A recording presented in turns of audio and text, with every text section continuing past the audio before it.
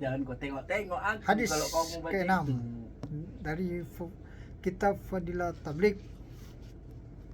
Dari Sayyidina Aisyah radhiyallahu anha, ia berkata, suatu ketika baginda Rasulullah sallallahu alaihi wasallam masuk ke dalam rumahku dan aku mengetahui dari raut wajah beliau bahwa sesuatu telah terjadi pada diri beliau. Beliau tidak berbicara kepada siapapun setelah berwudu.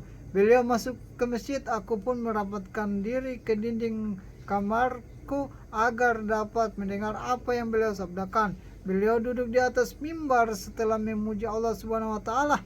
Beliau bersabda, wahai manusia, sesungguhnya Allah Subhanahu wa taala berfirman kepada kalian, perintahkanlah kepada kebaikan dan cegahlah dari kemungkaran sebelum datang masa ketika kalian berdoa.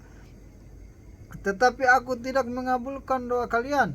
Kalian meminta kepadaku, tetapi aku tidak memberimu. Dan kalian meminta tolong kepadaku dalam menghadapi musuh, tetapi aku tidak menolongmu. Beliau tidak menambah sabda beliau dan terus turun dari mimbar. Hadis riwayat Ibnu Majah. Bagi saudara-saudara yang ingin melawan musuh-musuh Islam tetapi tidak mempedulikan dan meremehkan masalah agama, hendaknya benar-benar memperhatikan hadis ini, bahwa pertolongan terhadap kaum muslimin itu tersimpan dalam kekuatan agama mereka. Sayyidina Abu Darda radhiyallahu anhu adalah seorang sahabat yang terkenal. Ia berkata, hendaklah kamu selalu menyuruh manusia berbuat baik dan mencegah mereka dari kemungkaran.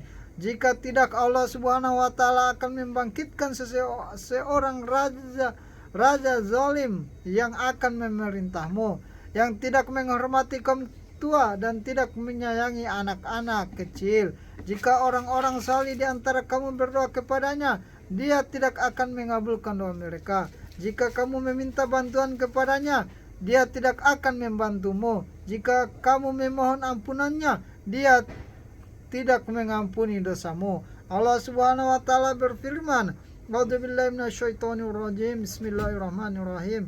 Ya ayyuhalladzina amanu in tansurullaha yansurkum wa yusabbit aqdamakum. Yang artinya, wahai orang-orang yang beriman, jika kalian menolong agama Allah, maka dia akan menolongmu dalam menghadapi musuh-musuhmu dan dia akan mengokohkan langkah-langkahmu. Quran Surat Muhammad ayat ke-7 dari kitab Bayanul Quran. Allah Subhanahu wa taala berfirman lagi, A'udzubillahi minasyaitonirrajim. Bismillahirrahmanirrahim.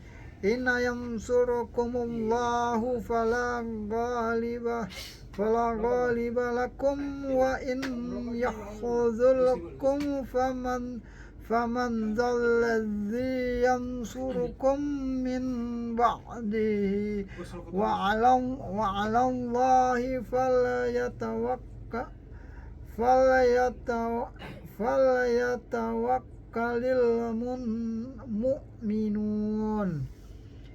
Jika Allah menolong kalian, maka tidak ada seorang pun yang dapat mengalahkan kalian. Jika Allah membiarkan kalian, maka siapakah yang akan membantu kalian sesudah itu? Dan hanya kepada Allah lah hendaknya orang-orang yang beriman bertawakal. Quran Surat Al-Imran 160.